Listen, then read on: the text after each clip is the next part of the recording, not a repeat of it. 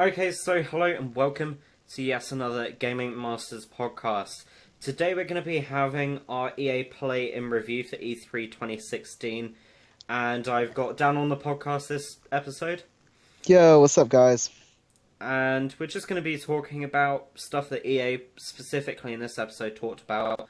Hmm. So first up, Titanfall 2. Right. We both played the original game Yep. on Xbox One, I believe. Hmm. And it's a first person shooter with mechanized robots made by ex developers from the Call of Duty franchise. And in this release for the franchise, we're going to be having single player and multiplayer, which is new single player. We've not had any storyline in the previous title, and we've got loads of free DLC and a few betas and stuff like that to talk about.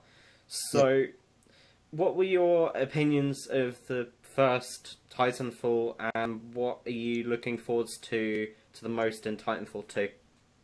Well, when you first covered Titanfall as a series just now, I think that who doesn't like the idea of a first-person shooter with awesome robots?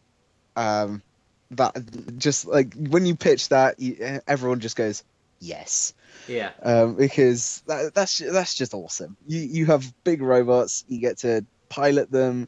There's a minor free running element. It's a first person shooter, so you're hitting like a billion different audiences right there. Um, I really did enjoy the first one, and you can't say there wasn't a story because they kind of attempted a story, but they did it on this weird thing where it was only multiplayer, so it was always on a loop. So you'd go, I want to play some yeah, story, and then you'd play the same mission about 6 times because the servers would crash and then send you to another server which was playing the last mission you just played. exactly, yeah. So, yeah, they did attempt it, but it was badly done. But I really, in terms of being a first person shooter with a minor free running element and awesome robots, it was awesome. It was good fun. You had a pistol which would lock onto your targets, and if you did it correctly, it was such a good weapon because it would just lock on, take out your targets, but you had to lock on for the right amount of time. And I don't know about you, but I'd get so frustrated when somebody would just duck in a window, and it's like, oh damn it, I Oh almost yeah, had with it. a Had it. smart pistol, yeah. Yeah, so good, especially in as one of the first weapons that you get. It would kind of, especially for new players, it was really good because they wouldn't have to try too hard to get their hits to moderately get on target, Yeah. which was a bit of a nice plus, but it also could be quite annoying. Um, They've yeah. already announced that it won't be making a return, I Oh, believe, in the second oh, game. that's a shame. I really But did like that the gun. you kind of like weigh out the differences though, because the first one was Xbox One, Xbox 360, and PC. Hmm. They've dropped the 360 and replaced it with the PS4 as exclusive with Microsoft's ended. Right. The campaign is no longer implemented into the multiplayer, Thank so God. it's not servers playing a normal attrition, which is one of the main game modes in Yeah. Titanfall. And then they try and add a bit of padding around the edges and trying to Mhm. tell a story with it. It's actually going Yeah. to be a campaign. Well, I think I would be interested to see a campaign, and I did like how they were saying with it's with this campaign we want to create a bond with you and your Titan as I'm not sure what they called their pilots, or it might have been just pilots, but they wanted to create a bond between Titan and pilot, and I thought that was a really good area to start on because then Titans would no longer just be another vehicle in another game. It would be an extension of you as a character, Yeah, which I yeah, think would be, that's yeah. which I think is a very good area for them to focus on, which would make it different from other shooters and games. So yeah, I definitely see their campaign um, making me interested because I did really like the tutorial because the tutorial kind of in the first game made you think, oh, so I'm at a kind of a boot camp thing. I've been introduced to this, and then it just kind of dropped everything and went, yeah, you're just going into multiplayer now, just shoot stuff. And Oh it's yeah, I like, know what you mean. Yeah. and as a very single player heavy person, I that kind of ruined it a little bit for me. But I did enjoy playing multiplayer a little bit. It wasn't as tedious as I thought it would be, and I could focus on AI enemies, not just human enemies. So that made me feel Oh slightly better. yeah, they're not. And they I get rid read of that too. somewhere Oh that they're no! getting rid of AI enemies. Oh I'm not no! 100% sure if that's confirmed, but there have been some websites mentioning that. Lays down, However, they tries not are to adding cry. new mechanics. They're adding 6 new titans. Hmm. They're adding loads of pilot abilities like Hmm. grapple hooks and stuff like that. Nice. I did see Um, that. That looked really awesome. Yeah, and there seemed to be a form of kind of like mechanic where you could freeze time. I'm not Hmm. 100% sure. I couldn't really tell from the trailer, but it certainly looked Right. like it. Because he See. kind of like jumped up into midair, somebody shot Mhm. something, and he kind of like froze in midair, and then it kind of like paused for a few seconds and then kind of like continued. I couldn't really See. work it out though. Yeah, because to me, from just hearing that, because I can't remember seeing that part, there are a few things that I could think it'd be. One, it was just part of them trying to make an awesome trailer. Or two, it could be like an area of effect. So you activate an ability and it freezes time in that area, or just kind of slows time down a lot. With the activator or the activator's team being able to move through that bubble easier, Yeah. which would definitely be quite good if you were doing a kind of capture the flag type, because then Yeah, you'd box them Capture the into an Flag area was with a really bunch of well done in those. Titanfall. Yeah, that That was was good. probably one of my most played game modes, actually. Yeah, I definitely think though with Titanfall, I hope with the second one they add more customization to Titans, so you can add spray paint to your Titans, not kind of full on Call of Duty style where you can customize with their customization guns and everything to a ridiculous level. With such, you can look on the store and find everything from Homer Simpson to the Avengers to DC Comics. It was insane. Yeah. But something that gives your Titan a little bit of originality or like a skin to it or something. I think that would kind of make your Titan stand out. Yeah, I mean, they have said that there's going to be loads of customization options and a robust progression system Hmm. coming in the game. Yeah. And Titanfall 2 will be out on October the 28th. Now, moving on to the Hmm. next title. Yeah. Now, this is something that has actually really worried me about EA's releases for this year. Go on. Titanfall 2 comes out 7 days after Battlefield 1. Right. Both of them are by EA, both of them are Hmm. first person shooters. Yeah. Battlefield is going to be focused in World War One, so Yeah. it's going to be something completely different in comparison to Titanfall 2. I Hmm. see why EA have gone that route because even though they're both first person shooters, in some ways they're going to take different audiences because Yeah. Battlefield's been around a lot longer, and Titanfall 2 is for the people that are looking for a modern, futuristic setting, and Battlefield 1's looking for the players that are looking for something in the past. But not However, to Call of Duty. it's the thing that I'm slightly worried about is 7 days. I don't think is going to be a big enough gap between the Yeah. two. I, I think that Titanfall 2 would have done better in September, and then mhm. Battlefield 1 launch at the end of October. Yeah, I could see that because Titanfall's a relatively newer IP. Um, it got it got good reviews with its first one, but everyone's kind of umming and ahhing over the second one. I've not spoken to many people who have gone after watching the reveal, gone, oh, I'm definitely going to pre-order Titanfall 2. Hmm. Um, so I'm not sure how good of an idea it is to, I do agree with you, how good of an idea it is to release them so close together.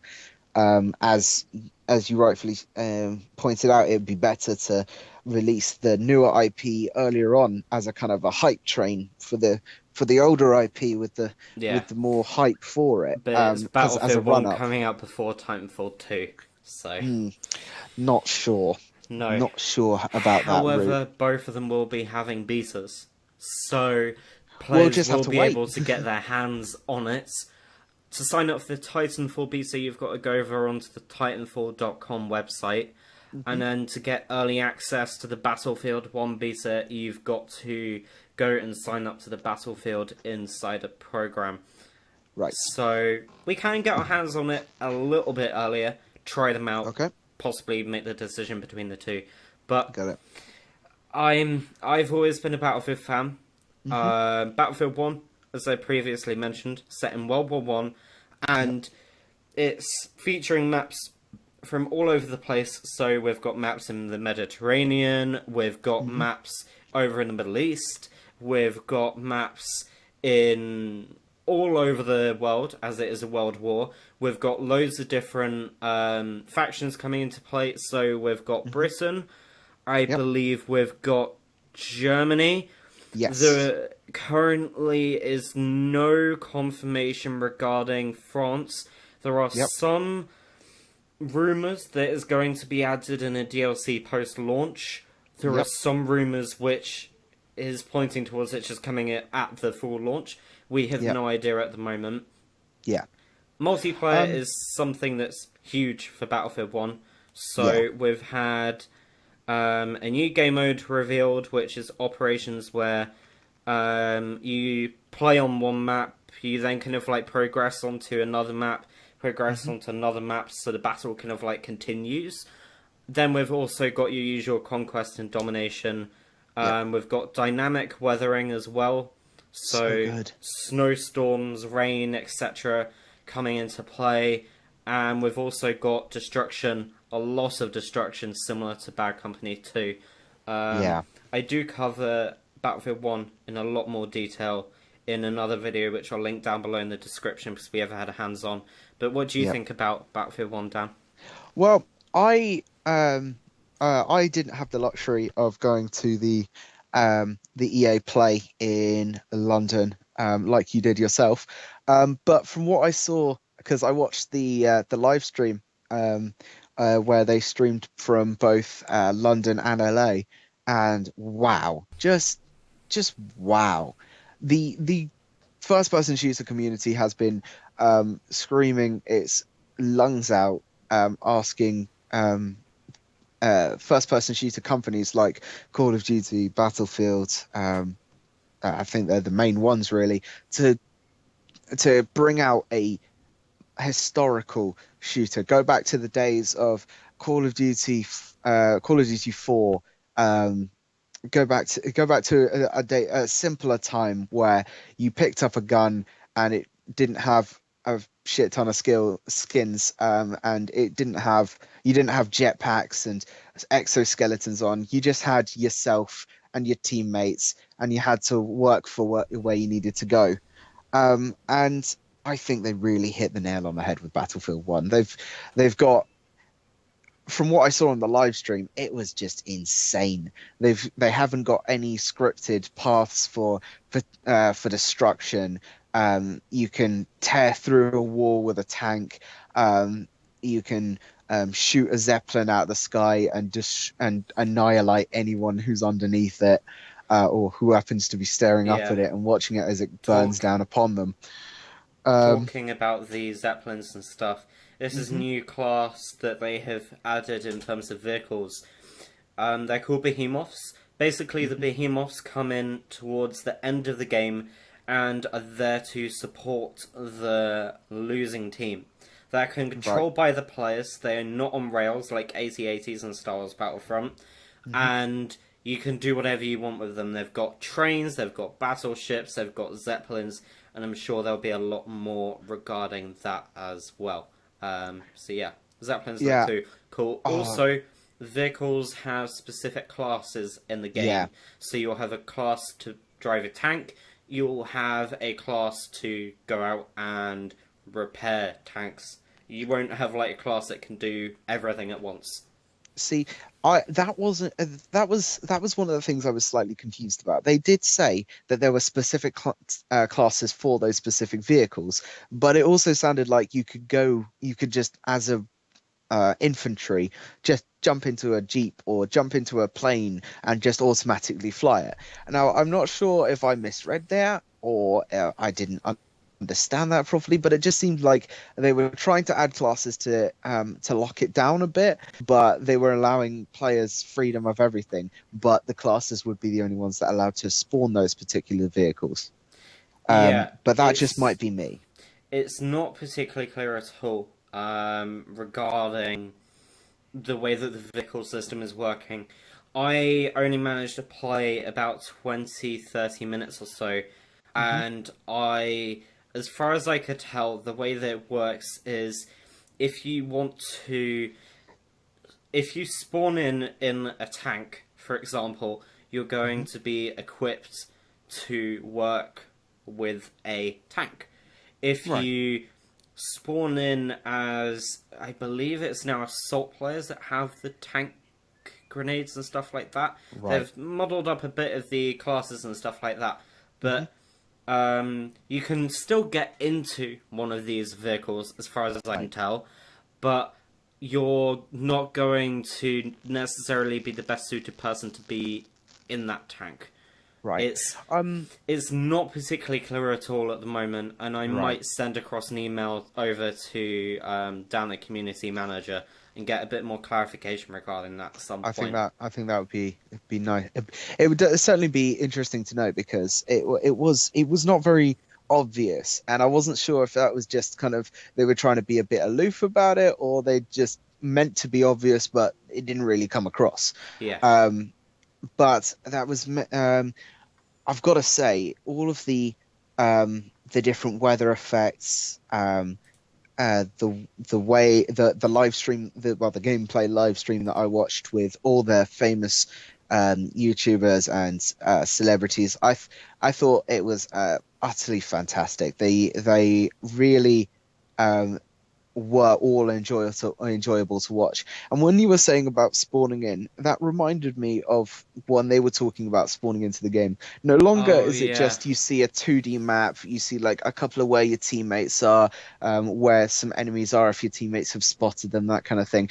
That you see the game as it's progressing. So you Yeah, could it's a bird's sit eye in the view. lobby screen and you could see a Zeppelin come in, you could see the whole game progress without ever spawning into the game.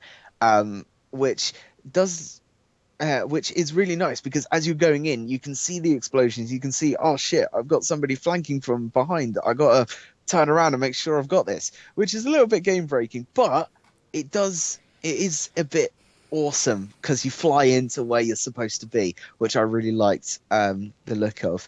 Um, but in where with watching the live stream, one thing I really noticed that a lot of veteran Battlefield players were struggling a bit with was ammo conservation because all of the guns now you don't automatically reload and you don't have um, well, I'm not sure if you do or not. I didn't really see very clearly, but I don't think you have an ammo counter. So, You do, I oh, you think. do. I'm not Um, 100% sure. okay, From memory, you do. The okay, thing that you might have picked up upon was something that quite a few people have picked up upon. You're moving a lot faster in Battlefield 1 when you're walking around. So you're naturally going to be swaying a bit more with the gun when you're walking around and stuff like that. That yeah, is part of the reason behind some of the veteran players like myself missing shots, because the people that had literally just got their hands on the game for the first time, hadn't had any practice at all, yeah, were still getting to terms with the new movement system. Well, it's not a new movement system, but it's a lot yeah. faster. I, How going back to the map thing that you talked about, mhm, yeah, it's really good. It kind of like zooms in, zooms out as well when you spawn in. So right. if you select a tank, it will zoom in from the bird's eye view Hmm. straight in and kind of give you an aerial view as you come in to the tank, and then Nice. give you a view of the tank. For Yeah. example, also on the aerial view, you have all the weather coming in as well. So if it starts to rain, you'll see the rain coming in across the map. You'll also Nice. notice the destructed buildings as well in the Hmm. aerial view map. Nice. I see. I was looking at all of this and going, it's visually absolutely stunning. Yeah, Coming back to the weapon though, with the veteran players, I was noticing it wasn't just the weapon sway and how much ammo they've got. I was noticing that they were struggling a lot because normally in a Battlefield or Call of Duty or whatever, you'll fire off a couple of shots and then go, damn, might as well reload. Need a full clip just in case I get in a firefight with somebody and I need the full lot. But in Battlefield 1, the reload times are just for some of the guns ridiculously long, and for some of the sniper classes or the scout rifles, you've got to they load each bullet individually. So yeah. you've really got to worry about do I have enough rounds and do I need to get to a safe place to start reloading my gun? Which I thought was absolutely amazing because that gives it a slight bit more realism to this game. And also, I think it will make like MLG games a lot more interesting to watch because you won't see them just, oh, I'll do a 360 no scope off this thing. It will be more of a um, do I have enough ammo? Am I in the right place? Do I need to watch out? What's my secondary? Have I filled up my secondary recently? And I think that will that will be a lot more interesting to watch than the current tournaments and YouTube videos that I've seen. And personally, I look forward to worrying about how much ammo I've got on my gun. Oh yeah, So I yeah. I do like that aspect. I think it will add something to it. They've given a lot more realism regarding Battlefield One, Mm, relating it to the way that World War One actually did mm. unfold as such. So yeah, Battlefield 1 is coming out on October the 21st this year. We will be having a beta for it as well, as we previously mentioned. You can sign up for that over on the Battlefield Insider website.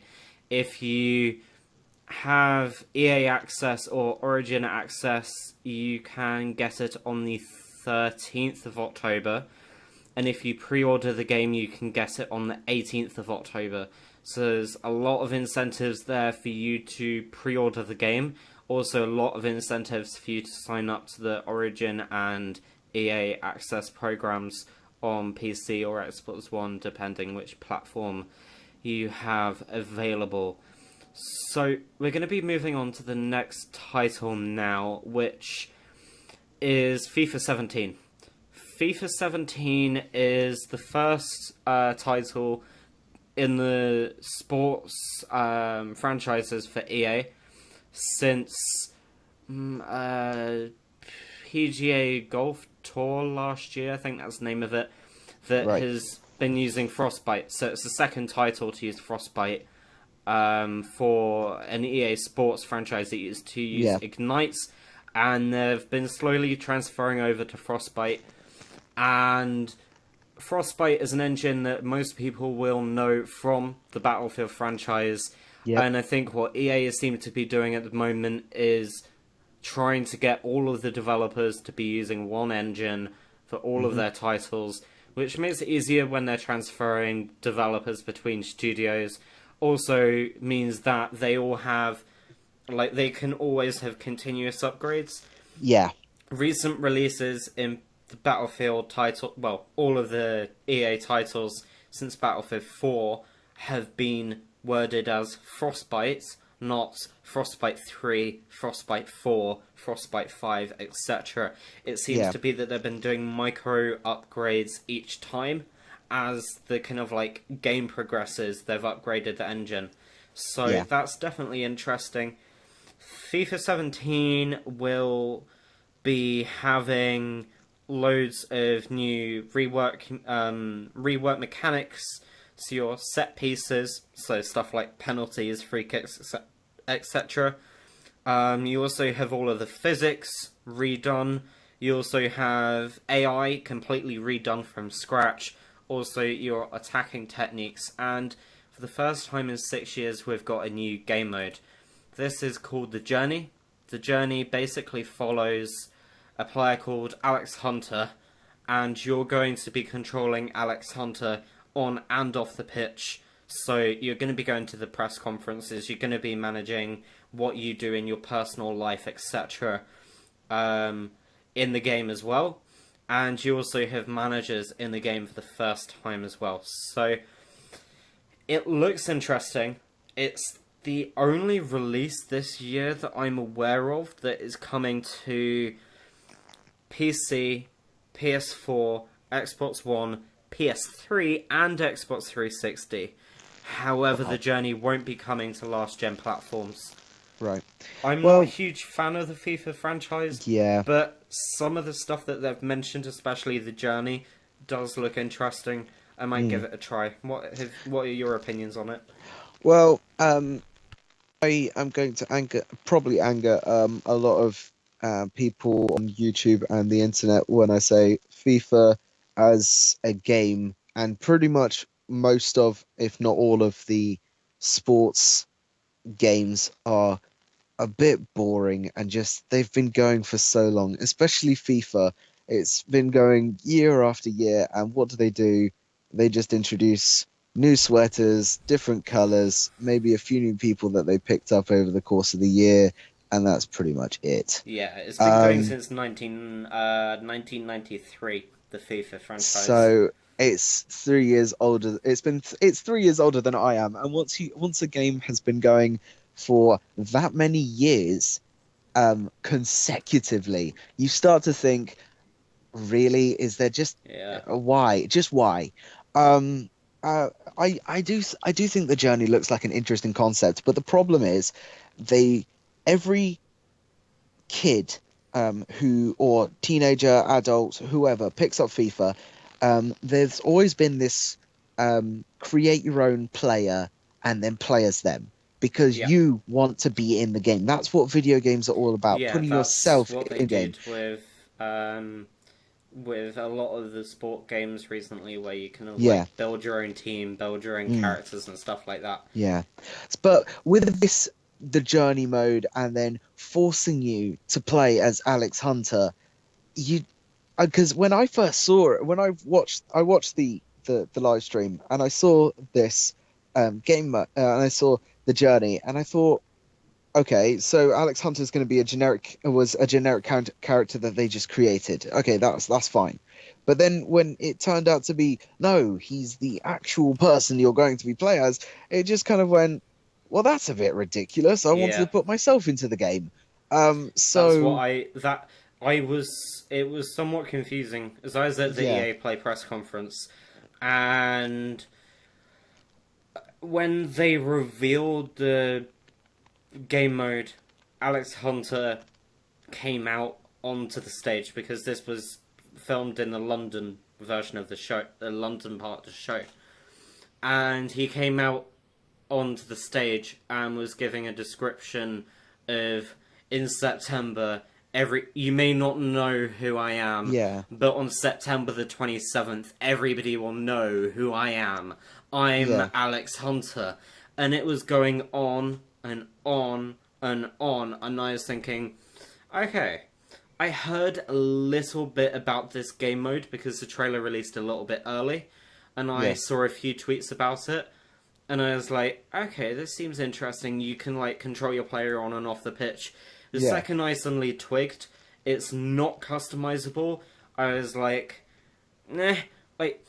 It's also, by the sounds of it, you can't transfer between teams. So the yeah, fans that don't support Manchester United, the fans that want to be a different player, the fans that don't really care about, not trying to be rude, but don't care about Alex Hunter, they won't be bothered by the game mode. The reason yeah. why Ultimate Team worked was because it was fully customizable. Yeah, I really think they are extremely limiting themselves with just you play as one person. We're going to preset everything, and then you don't, and then that's it. I think that's what really gave light to lots of games that allow you to customize your character and change their voice and change what they looked like and everything. Especially with like the original. I'm not sure about the original, but the second Mass Effect, you could change Commander Shepard from being a guy with a certain type of voice to being a girl with a completely different type of voice, and that's what really set that kind of customization or put yourself into the game, because you could make yourself the character regardless of what sex, look, sound you have. And I think they're really, really killing themselves with a preset game mode of that magnitude. Exactly. Yeah. So FIFA 17 will be coming out September the 27th in North America and worldwide on September the 29th for PC, Xbox One, PS4, Xbox 360, and PS3 will also be getting it, but they won't have the new the Journey game mode, which is exclusive to the next gen platforms. Also, you won't have Frostbite if you have it on 360 or PS3.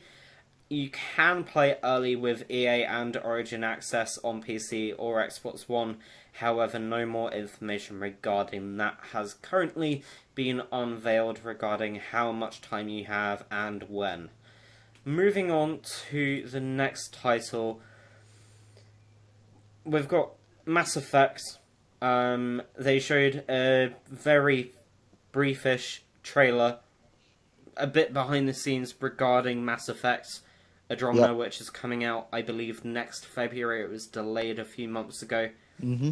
It looks interesting. It's going to be on Frostbite once again, Yep. exploring a new universe, new storyline. So, in some ways, it's a bit like Mirror's Edge Catalyst, the way that I look at it. They've tried to reboot the franchise, Yeah. tried to give it a fresh look, new engine, new. I'm not sure if there are new designers behind it, but Hmm. they've tried to give it a fresh look. Yeah. Well, as if you allow me to kind of nerd out a little bit, I've been a massive, massive, pardon the pun, Mass Effect fan. Um, and I have loved it since the first game. I loved the second game, and I loved playing the third game, but not the ending. Nobody loved the ending. Then they produced a second ending, and that was okay, but it didn't make up for the first ending. Um, I'm really excited to see a new galaxy, some new alien species, some new planets. I'm really excited to go explore a brand new area. And I'm hoping they'll have a lot of customization, which was always a great part about Mass Effect as a whole. As I said previously, Mass Effect has always been one for ridiculous amounts of customization, and I hope that they continue and widen the aspects that you can customize things to the point of possibly customizing your ship. That would be utterly breathtaking. I'd love that. But from what we saw, which was not a lot, which kind of gives me hope that they're keeping everything a little bit quiet so that we have a lot, or we don't expect too much from it.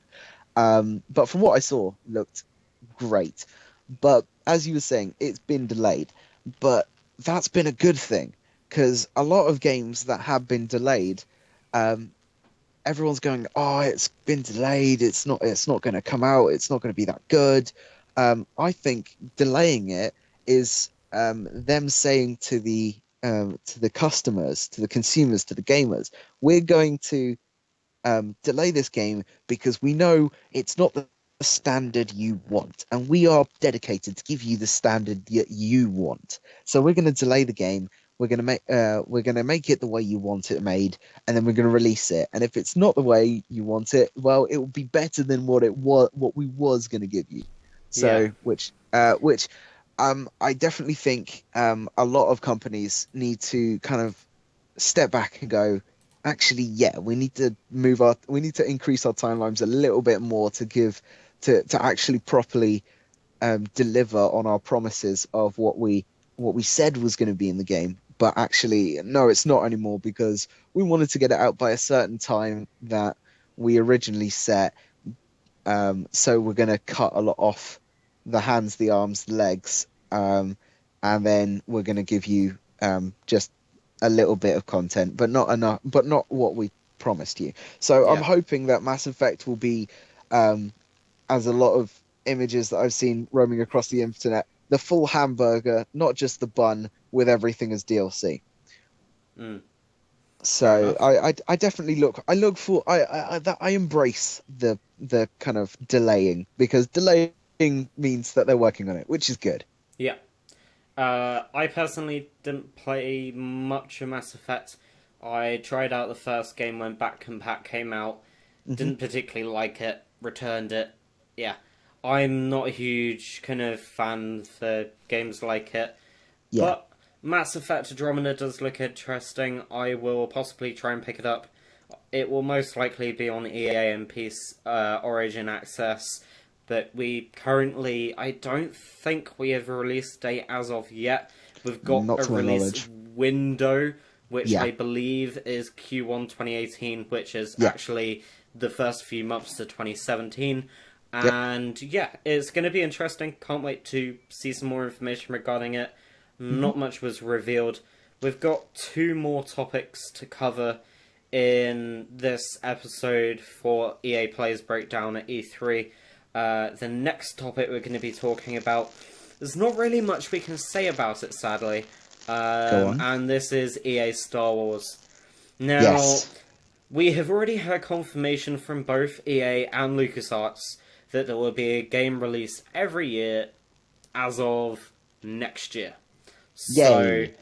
Battlefront Star was Wars. the first successful Star Wars.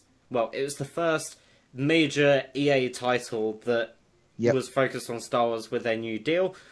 And now they've announced three games which are going to be coming out 2017, Yep. 2018, 2019, respectively. 2017, we're going to be getting a fourth Battlefront title made by Oh DICE no. and Motive Studios. However, it includes content from the films, new characters, and a campaign. So this actually sounds like it will be Battlefront 3 the way that the fans wanted it. Hopefully, we are all with bated breath hoping. Yeah, hopefully. The next title we've got is an action-adventure title made by Visceral Games. Last title they made was Battlefield Looks so Hardline. good. We saw how much of a flop that was. Hopefully this won't be a flop. Currently, Yep. we have absolutely no more information regarding this title. It might be first person, might not be first person. We have absolutely no idea. They've said that they're going to be doing some possibly alternative storylines along the way with some of these titles. They've also mentioned that there will possibly be some tie-ins to Hmm. Rogue One, Episode 8, Yep. Episode 7, etc. We have no idea regarding that title. I Then, am gonna yep, I am gonna continue. step in just for a second. Oh, is it am I mixing up the games or did they show about 20-second teaser where they had a guy walking out of a hut on Yes, a sandy planet? we If did. that's the visceral game, damn. If that's the Um, first 20, if that's a 20-second teaser that for that, in that EA or Star Wars look ahead trailer, yeah. which I actually, funnily enough, have up on my screen. It's about 3 minutes long, and it is basically EA talking about what's going to be happening with Star Wars in the future for DICE. Yeah, Now, I mean, well, sorry, EA. yeah. Now, that bit, I'm not sure. I suspect it will be Battlefront, simply because Battlefront is the next title to be released, and will Right. most likely be in a playable state, unless that was a Visceral Games one and we're having two titles next year. We currently Yeah. have no idea for a release window for the last two, but they have The said that there's going to be a title released every year, so I yeah. assume that's 2018. The third title that was confirmed was only just announced a few months ago, and this Mhm. is a third person action adventure title made by Respawn Entertainment, which we mentioned earlier on with Yeah. Titanfall and Titanfall 2, made from the ex Call of Duty devs. I'm not sure what that gameplay was from in the look ahead trailer. Because it could be from any of those three that you just Exactly. mentioned, pretty much. But from what I saw of that little mini 20-second clip though. Wow, that looks so good. I'm hoping it. A bit of me hopes that it's not the Battlefront, because Yeah, because I believe, I'm not sure, but I believe that part was when they were talking about a Star Wars RPG, um, which possibly. would be so good. But they also, when they were talking about the future of Star Wars, they did have Star Wars: The Old Republic up on the screen, and there was a little bit of chatter about possibly Star Wars: The Old Republic 2 with a graphics update, and a whole new game to online game to play, which would be very interesting because the first one, I have tried to get into, and it's easy to get into, but you already feel like you're walking into an established world because there's so many players. The worlds are already there. There's not much to explore. The graphics are slightly a bit dated, and it could really do with a bit of an upgrade. But this is all speculation, but it was a bit cheeky of them to put something up like that, even though it is technically part of their collective. Yeah, So it looks interesting. Um, I will leave the link down below in the description for the video or our article regarding this. I'm looking forward to these Star Wars titles. Definitely want to hear more information regarding it. I don't think we're going to hear any more information regarding these three titles until probably at the earliest for Battlefront 2017, at the earliest Gamescom yeah, this year. But it's highly likely it won't be until E3 2017 next year because they're gonna be focusing on the titles releasing this year at yeah, Gamescom, I suspect, and we don't even know if EA are going to Gamescom this year. No plans have been revealed as of yet. It'll be interesting to see what they're going to be doing.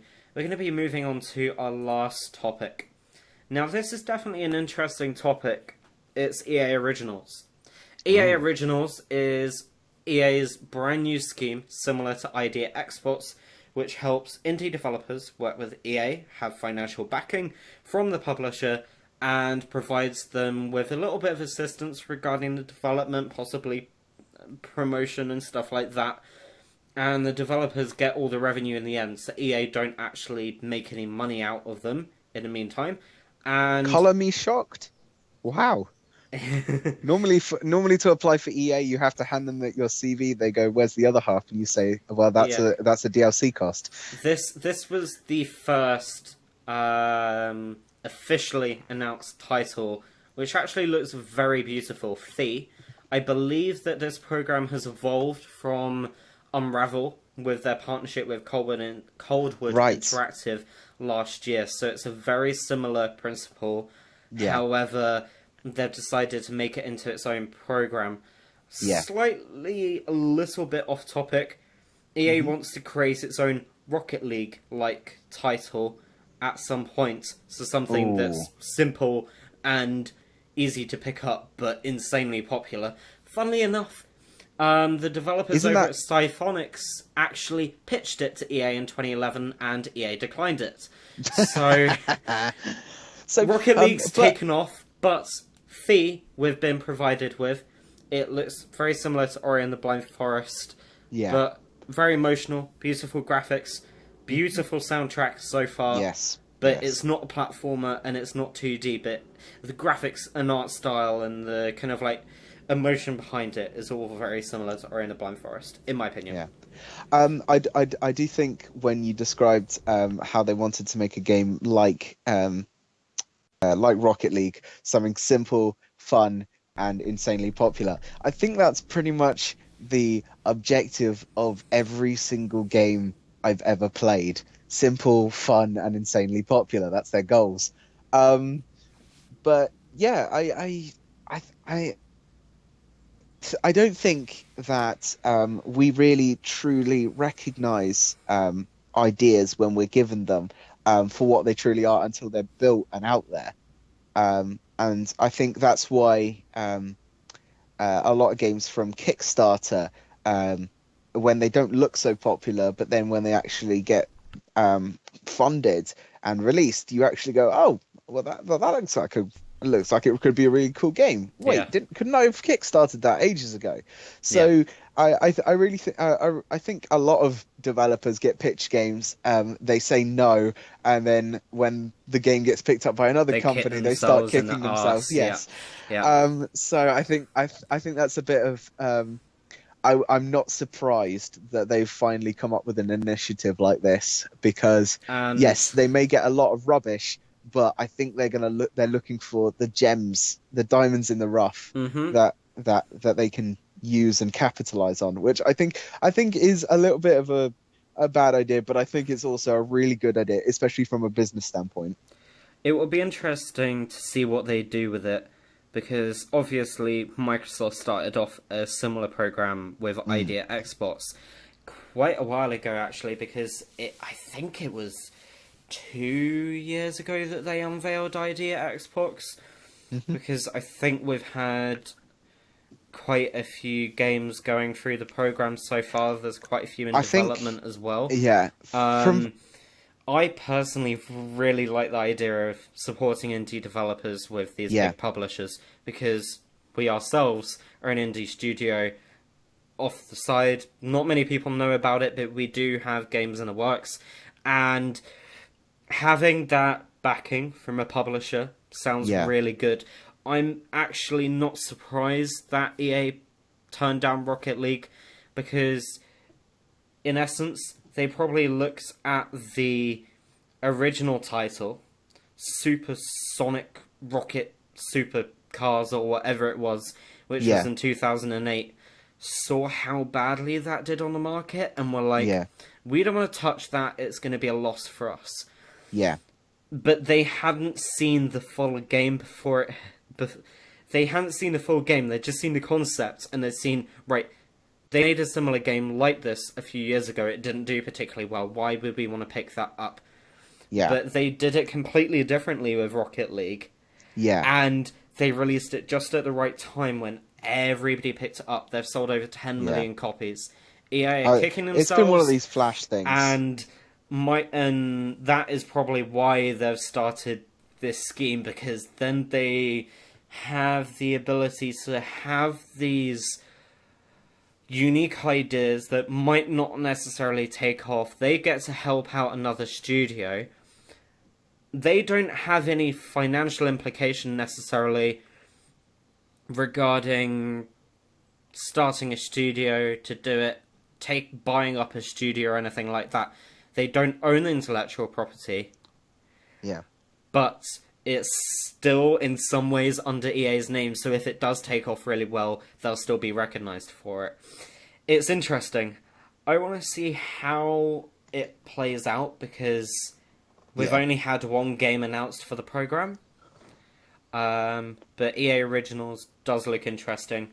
There were a Yeah. few other things covered at EA Play, but I just want to give a brief summary on. We have NFL 2017 coming out Hmm. this year. Nothing was covered regarding NHL 17 or a new. Is it NBA 17? Possibly. That And EA tend to also, release every year, and there wasn't anything. There's nothing been confirmed for UFC 3 at all. Not sure yeah, if they're going to do one, to be honest. Um, yeah. but yeah, there was quite a lot of information to cram into this video. But I that's think the we've done the main best that we could main do. topics that we could cover for you guys. Are there any last thoughts, Dan? Um, no, I immensely enjoyed the entire the conference. I will end on, I think, Snoop Dogg's secret weapon was utterly fantastic. Yeah, That guy holds my respect for being able to being able to have a positive KD at the end of a game while being high. That's a personal achievement I wish yeah. I could say I could do, but that will probably never. So yeah, I thoroughly enjoyed watching it. There were some parts that got me a bit down, but Yeah. then that's expected with everything. There are some games that you just are not for you. So, No, I mean the but I think they got everything. sports games don't particularly interest me unless Yeah. they're driving or ice hockey. Um, and I know that's quite a contrast, but the Burnout franchise, So good. sometimes Need for Speed, the Criterion game that we didn't hear anything about, which is having like jet skis, driving planes, all of the adrenaline sports and stuff like that mixed into one title. But like Burnout, we didn't hear anything else about. Wondering what's Right. happening with that. But I think they might leave it a while because they kind of gave us a lot to chew on over a long period of time. They yeah, they they weren't like, oh, we're gonna release about 4 or 5 games over this year and next year. They were like, we're gonna release about 7 games over the course of the next 5 years. yeah. So Gamescom it'll Gamescom be will be interesting. interesting. Yeah. Gamescom will be in August. That will most likely be the next press conference from EA. Whether they do it similar to EA Play, where they have an event over in Germany and also London or wherever, for the community and stuff like that, not necessarily timed to Gamescom, or if they do one specifically for Gamescom, we'll have to wait and see. Thank you for watching this video. This has been our E3 2016 EA Play in review, and we shall see you in the next video. Thanks for See you listening. guys.